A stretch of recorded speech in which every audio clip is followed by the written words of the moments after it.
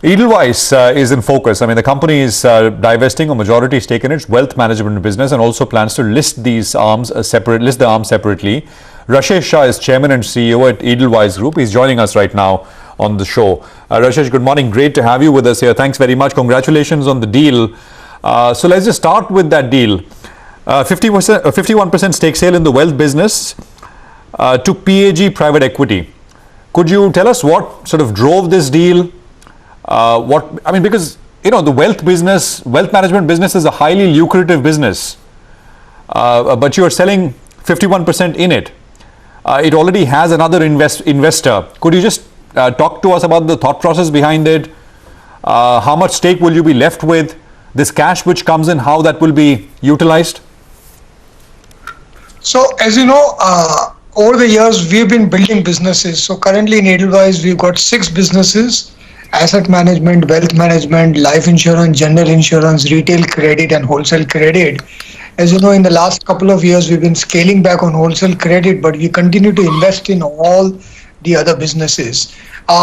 This wealth management business is something we started 20 years ago. In fact, we started this business 20 years ago by acquiring a small brokerage firm called Roshniel, and we paid about 8 crores for that.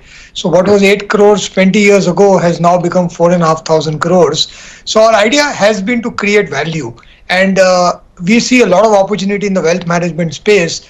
And we are now at a stage where this business has scaled up quite a bit.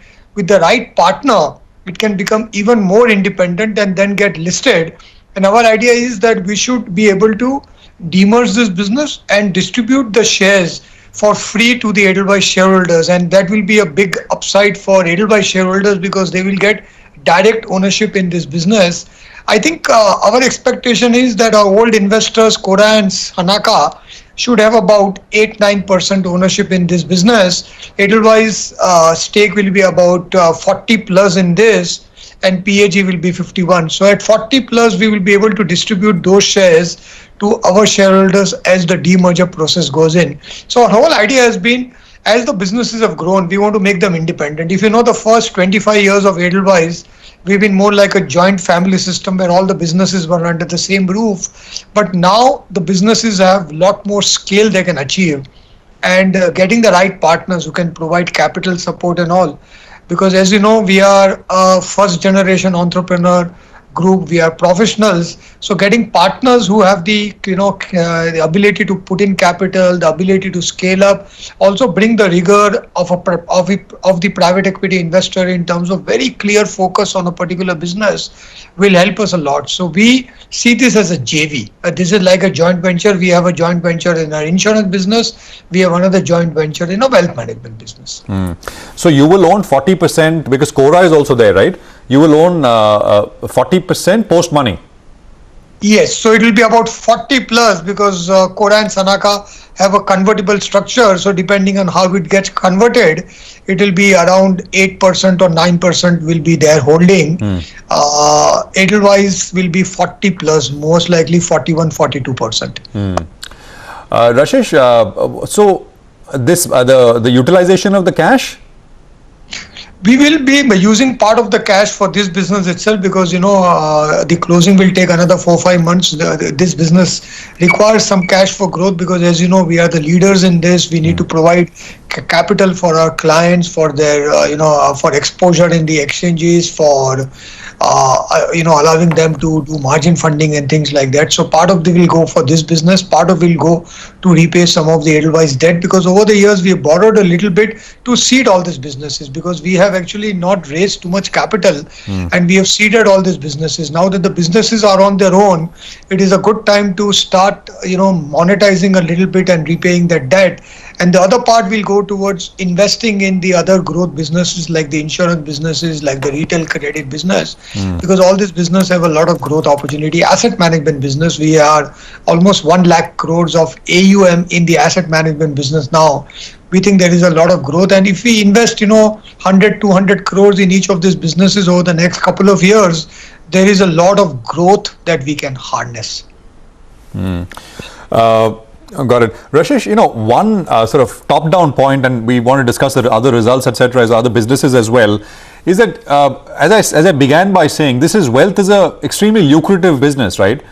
So one feedback that one gets when talks to people who've tracked your company and seen the growth at Edelweiss over the years is you're selling stakes in good lucrative businesses. And what will Edelweiss now look like? I mean, after a while, because you've been on this path of selling stakes, and there is the credit business, right, which has basically suffered like other credit businesses have suffered. So, is it good money after bad in that sense? No, actually, all our businesses are lucrative. I must say, all businesses are lucrative. All businesses go through cycles. So, obviously, credit business has been the major earning driver of Edelweiss for the last 10 years. Last couple of years, it has faced headwinds. But we should always remember that the investments we made in wealth management business, asset management business, a lot of the cash flow came from the credit business in the good days of the credit business. So, I think our idea is to be a diversified business group in the financial services space, and businesses will go through cycles, and all our businesses are lucrative on a long-term basis because we build businesses like this. As I said, even this Edelweiss Wealth Management business, it has taken us 20 years to build this. But I must say, a year ago we sold stake in our credit business to CDPQ. If you remember, 1 year ago, last year in May, CDPQ invested almost 1,000 crores in our credit business itself. A few years ago, we sold a stake in our asset management business. We have a JV partner with a life insurance business where Tokio Marine is invested. This business has been going on for 8 years. A lot of investments have happened. It's a long-term lucrative business, but in the short term, it has been a P&L, it has been making P&L hit on us. But we have partners in all this. So whether it's the life insurance business, whether it's our ARC business, whether it's our wealth management business, whether it's our credit business. In NBFC, last year we were the first NBFC after the IL&FS crisis to get a private equity investment in that business. We did it in May 2019.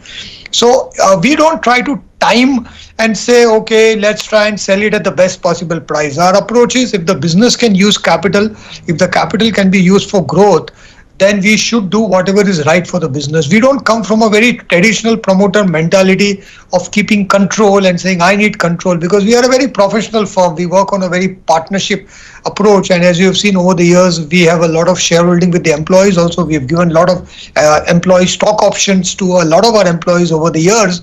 So we have approached this as a partnership. This is not a very control-oriented structure.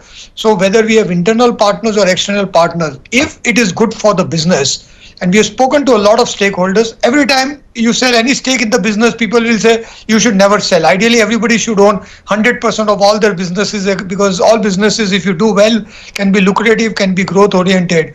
But capital is important. Equity capital is important. As you've seen, even the best of the private sector banks have been raising equity capital in this time. Even people who are very well capitalized, all the private sector banks have been in the market to raise money for two reasons. I think one is this COVID uncertainty. The more capital you have, because that's why you need equity capital. Otherwise, if you're profitable, why do you need equity at all? But equity gives you support. It gives you a foundation. It gives you risk capital. And it also allows you to grow when growth comes back. We do believe that growth will come back by March 21. And the stronger your balance sheet, the stronger your capitalization, it will allow you to grow much faster. Plus, in Edelweiss, we are very keen that we simplify our business structures. We are we have a diversified business model, but now we want each of the business to stand alone on its own and scale up and grow and unlock value on that. Rashesh, absolutely. Just a couple of questions on your balance sheet as well as leverage position. Your debt stands at 30,400 crore. Your debt to equity is at 3.2 times, and you've said that you plan to bring it down. Can you throw some more color? Any guidance on that? What would your debt look like by the end of this year after, the deleveraging process? What do you want your debt to equity to look like? I think we will most likely end up at somewhere between 2.5 to 3. Our credit businesses will support debt of about 4x in the credit business, but overall Edelweiss as a whole, because we have a lot of businesses which are not credit oriented, we expect to be around 2.5 to 3 times, which is very conservatively geared. And our approach is to build profits and return on equity, not just by gearing up more, by having a higher gearing on the balance sheet. idea is to have a lot of fee income. So like in the wealth management business, this EWM, where we've sold a stake, we expect to do about 1,000 crores of fee income a year, and that's fairly robust. In our asset management business, we do another 1,000 crores of fee income a year. So we have a fairly strong fee base also. Even in our credit business, we want to become more capital efficient, more asset light, generate a lot of fee income, because I do believe that NBFCs and non-banks should rely a lot more on fee and other income rather than just sheer balance sheet size, because banks will always have a cost of capital advantage, and NBFCs can do things that banks don't do. They can partner with banks and scale that up. So I think long term we would like a 2.5 times to 3 times gearing for the group as a whole, and 3 to 4 times for our credit businesses. Lots of questions, Rashesh, but unfortunately completely run out of time. But we like the fact that you're looking to bring down the debt, as well as growth will come back in the March quarter, March of 2021. Thanks so much for joining in. We'll slip into a break on that note. On the other side,